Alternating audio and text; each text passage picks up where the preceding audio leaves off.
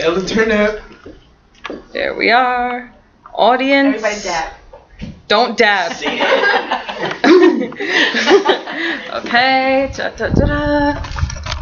Yay. Right. Okay, so thank you guys all for coming. Very last minute, I know. Today, if you don't know me, I'm Amanda. How's it going? I'm going to be talking about anxiety disorders. Anxiety disorders are very personable to me because I have panic disorder. I even have a tattoo representing my disorder, unfortunately. But, you know, living through it and all that other stuff, a lot of people don't know about panic disorder, however, which really upsets me because when I say, oh my gosh, I'm having a panic attack, I assume people to be like, whoa, what do I do? Instead, they're just like, oh, that's weird, and then walk away. Not cool. You know what I mean? So I'm going to kind of give you some more information in case you come across a person like me who might have a panic attack in your general vicinity. So according to EBSCOhost, there is an article on there that's called Contemporary Diagnosis and Management of Anxiety Disorders. Super interesting about panic disorder in general. It mostly has to do with females, female gender. I'm female. I have panic disorder.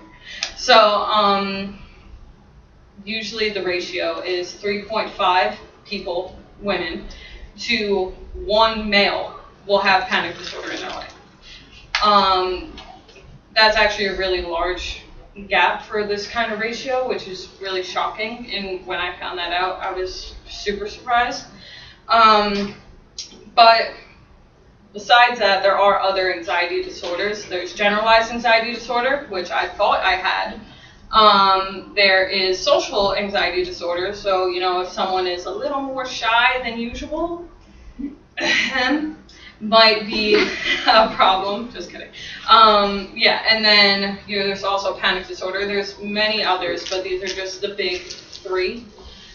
So today I'm definitely going to talk to you about panic disorder. Beyond Blue did give me those, beyondblue.org. They mention all about anxiety disorders and stuff like that. So they are the ones that gave me that information. So does anyone know exactly what a panic attack is, what panic disorders are? No? Wonderful. Great.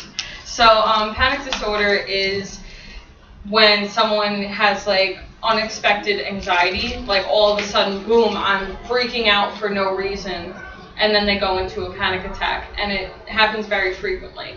That's why most people with anxiety disorders or panic disorder specifically get mad when someone says, oh my god, I'm going to have a panic attack, because most of us actually do get them. There are many signs, these 4 in particular: fear and sudden anxiety attacks. It's kind of a given. Feelings of being out of control in different situations. For example, mine is triggered by danger. When I feel in danger or claustrophobic, I might have a panic attack. Third one is intense worry of an attack. How weird is this? So I have an attack, and then I worry so much about having another attack that I have another attack. It makes no sense, I know, but that's just how the cookie crumbles. And then the 4th one, a lot of people don't know about this one, is agoraphobia. I'm assuming since none of you know much about panic disorder, that none of you know about agoraphobia.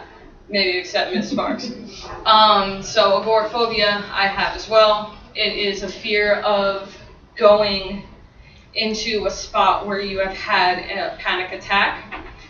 Another example here, I used to go to bingo all the time. It's like a little old lady. I just really wanted to win some money, and most of the time it didn't work out. But I had several panic attacks in that bingo hall. I have not gone back since because it was so tragic for me. There are risk factors of anxiety disorders and specifically panic disorder. One includes shyness. Now, this doesn't mean every shy person you're going to meet has a anxiety disorder. Being female. That literally said that on the National Institute of Mental Health, that being female pretty much shows that you're going to have some sort of anxiety disorder. trauma in life, mostly in childhood, but it will develop in adulthood. And it's genetic. None of my family has panic disorder, but they do get anxiety attacks. So, yeah, it's genetic, which is weird. So look into your family history if you are like experiencing any type of thing like that. But there are ways to prevent it. It's not all bad. I go to therapy myself, and I've experienced all of these therapeutic methods. One is CBT, which stands for Cognitive Behavioral Therapy. Another one is support groups, and I want to know why you're laughing after this. And support groups, or individual sessions with a therapist, psychiatrist, or a psychologist.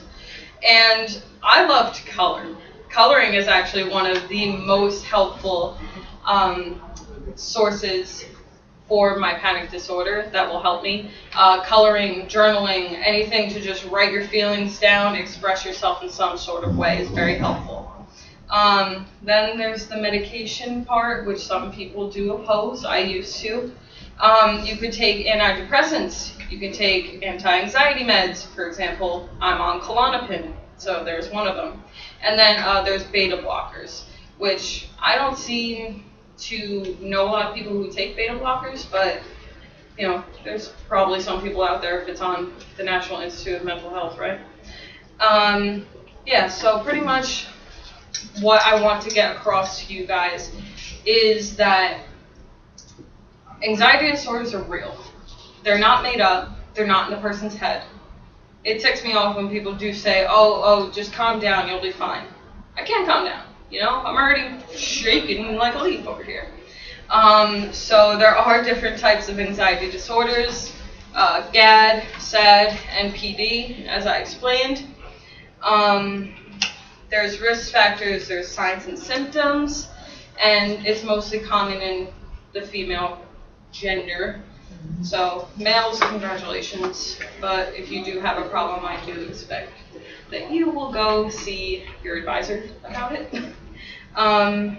Yeah, so I just want to thank you guys very much for listening to me talk, and I want to leave you with this quote. It's from a Swedish proverb, which I thought was very interesting. It says, "Worry gives small things a big shadow." Thank you guys very much.